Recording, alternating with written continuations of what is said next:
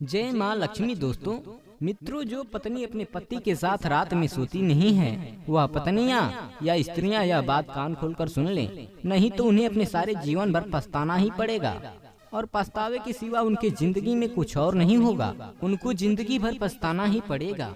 और जो स्त्रियां अपने पति के साथ चैन कक्ष में नहीं जाती और उनके साथ सोती नहीं है और उनसे दूर रहती है, वह स्त्रियां इस वीडियो को शुरू से लेकर अंत तक जरूर देखें। और कुछ ऐसी स्त्रियां हैं जो अपने पति को अपने पास सोने नहीं देती हैं और अपने से दूर रखती है, अपने पति को अपने पास आने से रोकती है। उन स्त्रियों को जीवन भर पछताना ही होता है और उन्हें ऐसा पाप लगता है जो उन स्त्रियों को बर्बाद करके रख देता है। वैसे मित्रों, बताया जाता है कि पति और पत्नी को एक साथ में सोना चाहिए, लेकिन मित्रों आप सभी यह बात सुनकर बड़े आश्चर्य में पड़ जाएंगे कि पति पत्नी को क्या जरूरी है कि एक साथ में ही सोए। मित्रों, क्या कोई जरूरी है कि पति और पत्नी को एक साथ सोना चाहिए? तो चलिए मित्रों, मैं आप सभी को एक कथा के माध्यम से बताऊंगा कि पति और पत्नी को एक साथ में सोना चाहिए या नहीं सोना चाहिए। और वह स्त्रियां जरूर से इस वीडियो को देखेंगी जो कि अपने पति को अपने से दूर रखती हैं और अपने पास आने नहीं देती हैं, और उनके पति उनके पास जाता है तो वह स्त्री अपने पति को खरी खोटी सुनाती है, भला बुरा कहती है और बहुत ही गालियां देती हैं। तो मित्रों, वह स्त्रियां इस वीडियो को जरूर देखेंगी, क्योंकि जो स्त्री अपने पति को अपने पास आने नहीं देती हैं, तो मित्रों वह स्त्रियां इस वीडियो को जरूर देखें, क्योंकि जो स्त्री अपने पति को अपने पास आने नहीं देती है उनको बहुत बड़ा पाप लगता है। मित्रों, एक बार की बात है, उत्तर प्रदेश में एक सुभयमा नगरी थी। उस नगर में एक छोटा सा जंगल था और उस जंगल के बीचों बीच में एक छोटा सा तालाब था और उस तालाब के किनारे छोटे छोटे पेड़ थे और वहाँ पर पंछियों की गुनगुनाहट पूरे जंगल में सुनाई दे रही थी। और उस छोटे से तालाब के किनारे एक छोटा सा घर बना हुआ था और उस घर में एक किसान और उसकी पत्नी रहा करते थे। उस किसान का एक बेटा और एक बेटी थी। किसान की पत्नी देखने में बहुत सुंदर लगती थी। अगर किसान के पत्नी के घर पर कोई भी पुरुष आ जाता था और उस पुरुष की नजर उस किसान की पत्नी पर गलती से भी पड़ जाती थी, तो वह पुरुष उस किसान की पत्नी पर मोहित हो जाता था। मित्रों, एक बार की बात है, संध्या हो चुकी थी और कुछ घंटे बाद रात्रि का तीसरा पहर चल रहा था। वह किसान रात्रि के तीसरे पहर में जंगल की ओर बढ़ता ही चला जा रहा था, जहाँ पर रात्रि में सभी व्यक्ति अपने अपने घरों में सोया करते थे। इस रात्रि में वह किसान न जाने क्यों जंगल की तरफ भागता चला जा रहा था और उसके चेहरे पर बिल्कुल भी डर नहीं था और ऐसा प्रतीत हो रहा था कि जैसे उस किसान को कुछ मिल गया हो। और वह किसान उस घने जंगल की तरफ बढ़ते ही जा रहा था और वह चलते चलते गहरी रात्रि में वह चलते ही जा रहा था। तभी उसे दूर से एक झोपड़ी दिखाई देती है। वह किसान उस झोपड़ी के पास पहुंचता है तो उस झोपड़ी के बाहर उसे एक बहुत ही सुंदर स्त्री दिखाई देती है। उस स्त्री को देखकर उस किसान के चेहरे पर एक हल्की सी मुस्कान उतर जाती है और वह स्त्री किसान को देखती है और उसके चेहरे पर भी एक हल्की सी मुस्कान आ जाती है। तभी वह स्त्री कहती है, हे स्वामी, आज तुमने इतनी देर क्यों कर दिया आने में? मैं तुम्हारा काफी देर से इंतजार कर रही थी और मुझे इंतजार करते करते 1 घंटे बीत गए हैं। आगे वह स्त्री कहती है, हे स्वामी, अभी तो मैं यहाँ से जाने वाली ही थी, तभी मुझे किसी के पैरों की आवाज सुनाई देती है तो मैं यहाँ पर चुपचाप खड़ी हो गई। तभी मुझे आप दिखाई दिए तो मैं आपको देखकर यहीं पर रुक गई। आगे वह किसान कहता है, हे प्रिय, आज मेरी पत्नी को नींद नहीं आ रही थी तो फिर मैं उसको कह रहा था कि हे प्रिय, तुम सो जाओ। तो मेरी पत्नी मुझसे कहती है, हे स्वामी, न जाने क्यों आज मुझे नींद नहीं आ रही है। तभी मैं अपनी पत्नी को अपने पास बुला लिया और उसे फिर मैं अपने बाहों में सुला लिया। उसके बाद जैसे ही मेरी पत्नी सो गई और उसको छोड़कर मैं झट से घर से बाहर निकला और तुम्हारे पास चला आया, इसलिए मुझे आने में थोड़ा सा विलम्ब हो गया। तब वह स्त्री कहती है, हे स्वामी, आज मुझे भी विलम्ब हो गई थी, लेकिन मैंने सोचा कि आप यहाँ से चले गए होंगे, परंतु जब मैं यहाँ पर आई तो आप यहाँ पर आए नहीं थे, तो मैं सोच रही थी कि शायद आप यहाँ पर आकर चले गए होंगे। तभी मैंने सोचा कि थोड़ा सा आपका इंतजार कर लें। इंतजार करते करते मुझे 1 घंटे बीत गए हैं। मैं जाने वाली ही थी, तभी मुझे आप दिखाई दिए और मैं यहीं पर रुक गई। तब वह पुरुष आगे कहता है, हे प्रिय, अब हम दोनों झोपड़ी के अंदर चलते हैं। तभी वह स्त्री बोली, हाँ स्वामी, आप सच कह रहे हैं, चलिए हम दोनों झोपड़ी के अंदर चलते हैं और अपनी जिंदगी का मजा लेते हैं। हे स्वामी, आप जल्दी चलिए, क्योंकि सवेरा होने वाला है और थोड़ा बहुत मजा लेकर हम दोनों को अपने अपने घर जाना होगा, नहीं तो मेरा पति जल्द ही उठ जाता है। एक दिन तो मैं पकड़ गई थी, परंतु मैंने अपने पति को बताया कि मैं वॉशरूम गई थी, तब मेरा पति मुझे कुछ नहीं बोला। मित्रों, फिर वह स्त्री और वह किसान उस झोपड़ी के अंदर चले जाते हैं और वे दोनों उस झोपड़ी के अंदर कुछ पल रहकर उस पल का भरपूर आनंद लेते हैं। और वह किसान अपनी पत्नी को धोखे में रखकर इस स्त्री से मिलने आया करता था और वह स्त्री अपने पति को धोखा देकर इस पुरुष से मिलने आया करती थी। तो चलिए मित्रों, मैं आप सभी को बताने वाला हूँ कि जो स्त्रियाँ अपने पति को धोखे में रखती हैं उनके साथ क्या होता है, और जो पुरुष अपने पत्नी को धोखे में रखते हैं उनके साथ क्या होता है। मित्रों, एक बार की बात है, कैलाश पर्वत पर शांत वातावरण में और चिड़ियों की चंचनाहट में भगवान शिव ध्यान मुद्रा में बैठे हुए थे। तभी गरुड़ देव अंतरिक्ष मार्ग से होते हुए नारायण नारायण का जाप करते हुए कैलाश पर्वत पर पधारते हैं और कैलाश पर्वत पर पधारने के बाद भगवान शिव को नमस्कार करते हैं और नमस्कार करने के बाद भगवान शिव से कहते हैं, हे प्रभु, आज जब मैं पृथ्वी लोक पर भ्रमण कर रहा था तो मैंने देखा कि एक स्त्री अपने पति को रात में अपने बिस्तर पर बुलाकर वह रात में जंगल की ओर जाकर एक कुटिया के पास खड़ी होकर किसी पुरुष का इंतजार कर रही थी और उधर वह पुरुष अपनी पत्नी को धोखे से छोड़कर और उसके 2 बच्चे थे उनको भी छोड़कर वहां से घनी रात में जंगल में होते हुए आया और उस झोपड़ी में उसी स्त्री से मिला और उस स्त्री से मिलने के बाद दोनों आपस में शारीरिक संबंध बनाए और उसके बाद, हे प्रभु, आगे क्या हुआ मैं नहीं जानता। मैं यह सोच रहा था कि यह स्त्री इतना घिनौना काम क्यों कर रही है, अपने पति को धोखे में रखती है और इधर वह पुरुष अपनी बीबी और बच्चे को धोखे में रखकर यह दोनों आपस में यह काम करते हैं। हे प्रभु, यह सब देखकर मेरे मन में कुछ प्रश्नों ने उछल कूद किया है और उन प्रश्नों के उत्तर मुझे नहीं मिल पा रहे थे, तो मैं बहुत इधर उधर भटका, लेकिन हे प्रभु, मेरे उन प्रश्नों का उत्तर मुझे नहीं मिल पाया। आगे भगवान शिव जी कहते हैं, हे गरुड़ देव, तुम इतने चिंतित क्यों हो रहे हो? तुम्हारा जो प्रश्न है मुझसे कहो, मैं तुम्हारे हर प्रश्न का उत्तर देने के लिए तैयार हूँ। आगे भगवान शिव कहते हैं, हे गरुड़ देव, वैसे तुम्हें पता ही होगा कि यह कलयुग चल रहा है। कलयुग में यह सब होना कोई बड़ी बात नहीं है, परंतु हे गरुड़ देव, तुम अपने वह प्रश्न निश्चिंत होकर पूछो, मैं तुम्हारे उन प्रश्नों के उत्तर देने के लिए तैयार हूँ। तब गरुड़ देव कहते हैं, हे प्रभु, मेरा पहला प्रश्न है कि वह कौन सी स्त्रियाँ होती हैं जो अपने पति को अपने पास सोने नहीं देती हैं? उन स्त्रियों के साथ क्या होता है जो अपने पति को अपने पास सोने नहीं देती हैं? उन्हें कौन सा पाप लगता है? हे प्रभु, मुझे इस प्रश्न का उत्तर बताइए। आगे भगवान शिव जी कहते हैं, हे गरुड़ देव, अब तुम अपना दूसरा प्रश्न पूछो, मैं तुमको तुम्हारे प्रश्नों के उत्तर एक ही साथ दे दूंगा।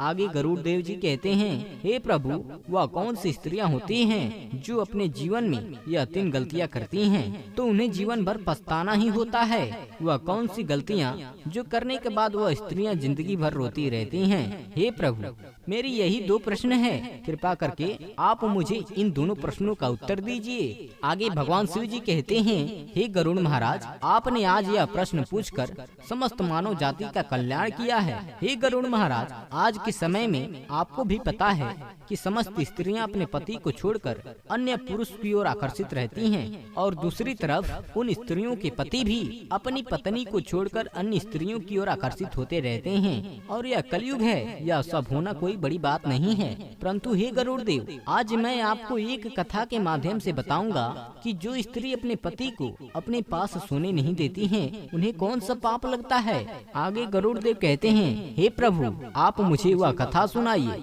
मैं उस कथा को सुनने के लिए बहुत ज्यादा उतावला हो रहा हूँ। आगे भगवान शिव जी कहते हैं, हे गरुड़ देव, इस कथा को तुमको शुरू से लेकर अंत तक ध्यान से सुनना होगा और मित्रों, आप लोग भी शुरू से लेकर अंत तक इस कथा को सुनना होगा। और मित्रों, कथा को आगे सुनाने से पहले अभी तक आप लोगों ने हमारे इस YouTube चैनल को सब्सक्राइब नहीं किया है तो हमारे YouTube चैनल को सब्सक्राइब कर लीजिए और सब्सक्राइब करने के बाद बेल नोटिफिकेशन को ऑल पर सेलेक्ट कर दीजिए और कमेंट बॉक्स में जाकर हर हर महादेव कमेंट करें। तो मित्रों, आगे भगवान शिव जी कहते हैं, एक समय की बात है, एक नगर में बहुत ही साधारण जीवन जीने वाला एक व्यापारी रहता था, जिसका एक पुत्र था। उसका नाम था विक्रमादित्य। वह व्यापारी बहुत ही धनवान था। उसके पास बहुत ही धन था, क्योंकि वह व्यापारी अपने व्यापार में बहुत ही ज्यादा मेहनत करता था, और इस मेहनत के चलते वह व्यापारी बहुत ही ज्यादा धन इकट्ठा कर लिया था। वह व्यापारी किसानों का अनाज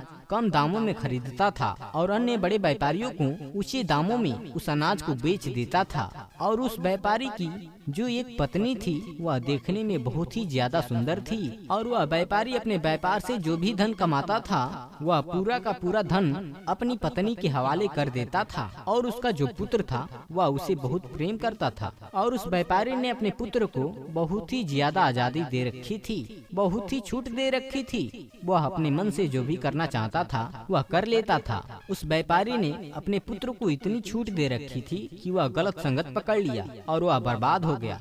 कहते हैं ना कि अधिक आजादी से या तो इंसान बिगड़ जाता है या तो इंसान बन जाता है। तो उस व्यापारी के पुत्र के साथ यही हुआ। वह पुत्र बिगड़ गया।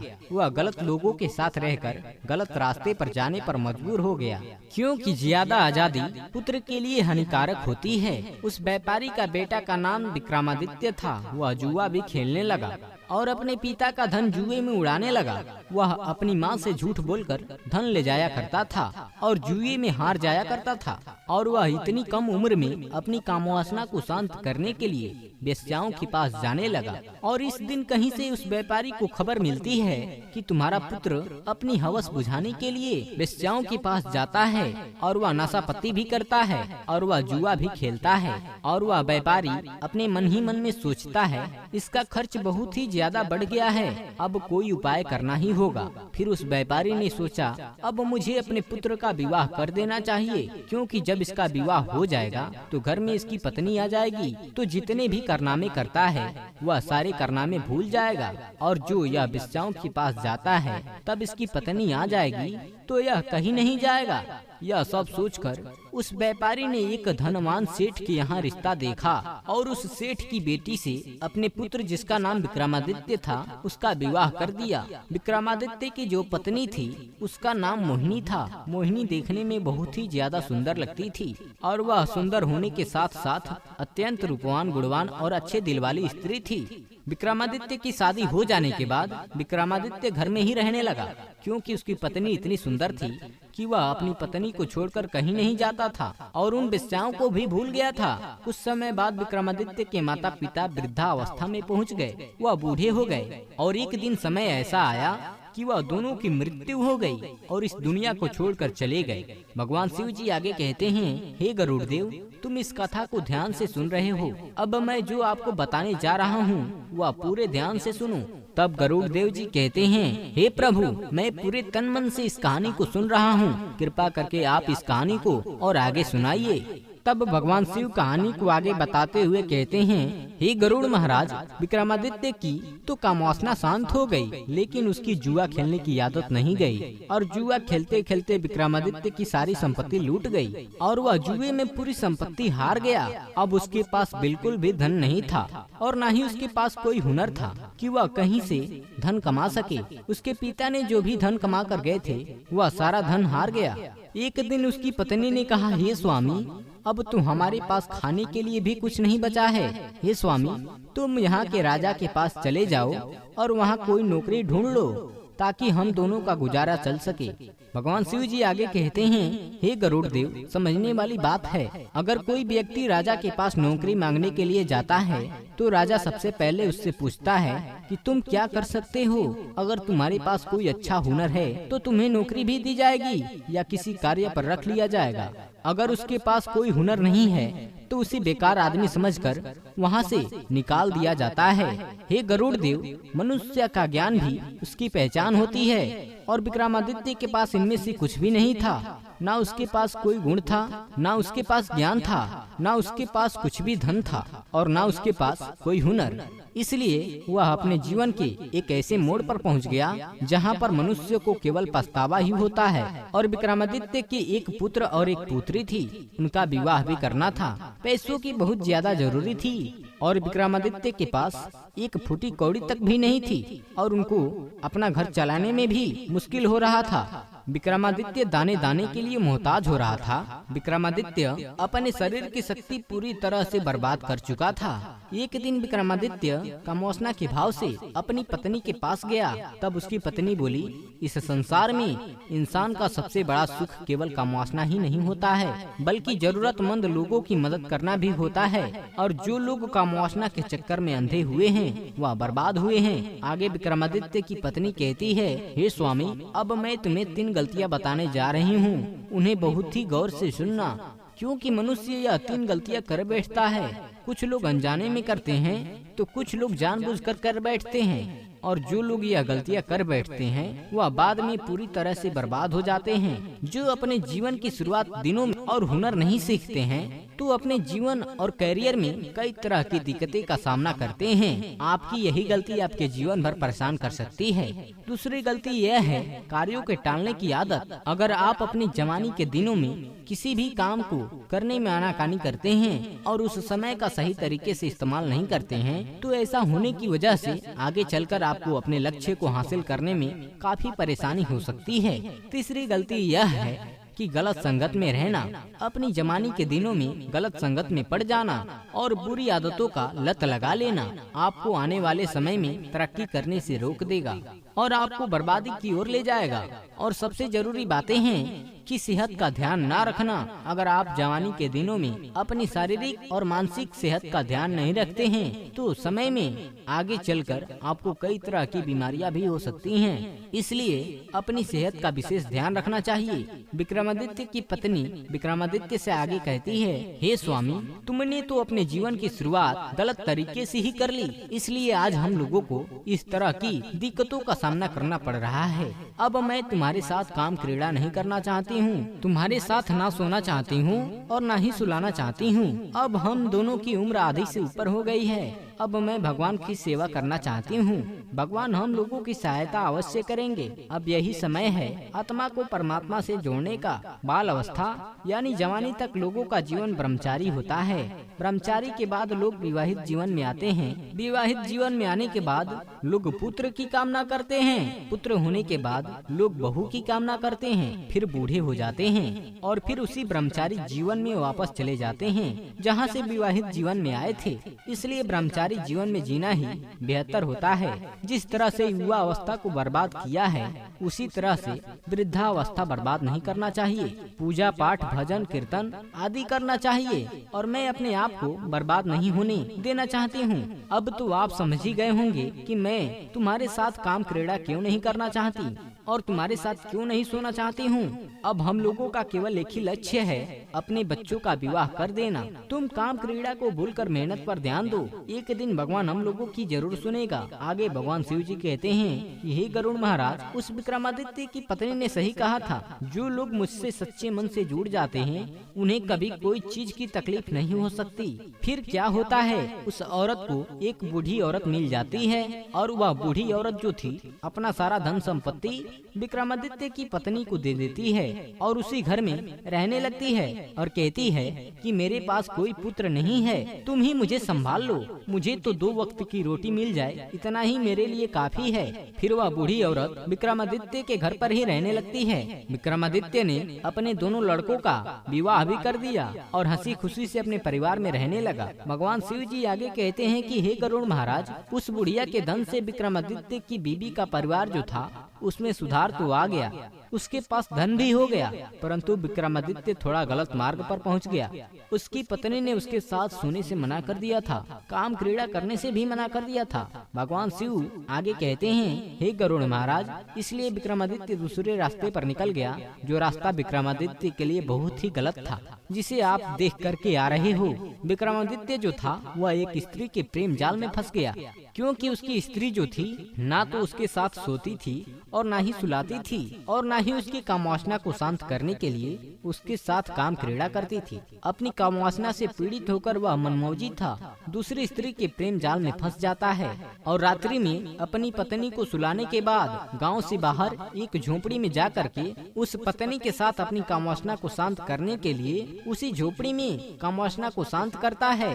कामवासना को शांत करने के बाद दोनों अपने अपने घर चले जाते हैं। भगवान शिव जी कहते हैं कि हे गरुड़ देव, मेरे कहने का मतलब है स्त्री को यह भी नहीं करना चाहिए, एकदम से अपने पति का त्याग नहीं करना चाहिए जिस तरह से विक्रमादित्य की पत्नी ने कर दिया था। क्योंकि एकदम जो स्त्री अपने पति के साथ सोना छोड़ देती है और उसके साथ काम क्रीड़ा बंद कर देती है तो उसका पति जो है वह गलत रास्ते पर निकल जाता है। क्योंकि अपने पति को धीरे धीरे सही रास्ते पर लाया जा सकता है, एकदम से नहीं। अब स्त्रियों के लिए 3 महत्वपूर्ण बातें बताता हूँ जो स्त्रियों को कभी नहीं करना चाहिए। स्त्री को अपने पति के साथ रात्रि में विश्राम करके उसके साथ सोना बिल्कुल बंद नहीं करना चाहिए, एकदम से नहीं छोड़ना चाहिए। और जो स्त्री अपने पति के साथ रात्रि में सोने से इनकार करती हैं, तो वह पति जो है फिर दूसरी स्त्री की तलाश में निकल जाता है। इसलिए स्त्री को चाहिए कि वह अपने पति के साथ रात्रि में सोने का त्याग न करे। नंबर 2, स्त्री को यह भी नहीं करना चाहिए कि अपने पति के साथ काम क्रीड़ा बंद नहीं करना चाहिए। जो स्त्री अपने पति के साथ काम क्रीड़ा नहीं करती है, एकदम से उसे बंद कर देती है तो पति बेविचार बन जाता है और पराई स्त्री के साथ बेविचार करने लगता है। क्योंकि स्त्री जो है वह अपने पति को बेविचार करने से बचाती है। जो स्त्री अपनी पति की सारी इच्छाएं पूर्ण करती है और एक दिन सही रास्ते पर लाकर उसे खड़ा कर देती है तो वही स्त्री उत्तम मानी जाती है। और जो स्त्री अपने पति के साथ शारीरिक संबंधों का त्याग कर देती है तो वह स्त्री अपने पति के बेविचार होने की दोषी कहलाने लगती है। इसलिए हर स्त्री को चाहिए कि वह अपने पति के साथ काम क्रीड़ा करे और अपने पति की कामवासना को भी शांत करे ताकि उसका पति पराई स्त्री के चक्कर में बेविचार न कर पाए। नंबर 3, स्त्री को चाहिए कि उसका पति यदि कामवासना में अधिक लिप्त रहता है तो धीरे धीरे उसे सही रास्ते पर लाएं, उसे अच्छी अच्छी भागवत चर्चाएं सुनाएं, अच्छा अच्छा सत्संग करवाएं और जहां भगवान की चर्चाएं चलती हो वहां उसे लेकर जाएं ताकि उसकी दूषित बुद्धि में सुधार आ सके और वह धीरे धीरे सही रास्ते पर आ जाए, भगवान का भजन कर पाए और भगवान का तप कर पाए। तभी पति पत्नी का जीवन सफल होता है। ऐसा नहीं है कि स्त्री तो भगवान की भजन में लिप्त हो गई और पति बेविचार करने लगा और पति का उसने शारीरिक संबंधों से बिल्कुल त्याग कर दिया। पति बेविचार्य के मार्ग पर पहुंच गया और खुद स्त्री भगवान की भजन में लिप्त हो गई तो यह भी गलत है। क्योंकि पति पत्नी जो होते हैं वह जिंदगी रूपी गाड़ी के दोनों पहिए होते हैं और एक पहिया जो होता है वह अगर रास्ते से बाहर निकल जाता है तो गाड़ी चलने में गाड़ी को झटका लगता है। इसलिए स्त्री को चाहिए कि हर तरीके से अपने पति की इच्छाएं पूर्ण करते हुए उसे सही रास्ते पर लाकर खड़ा कर देना।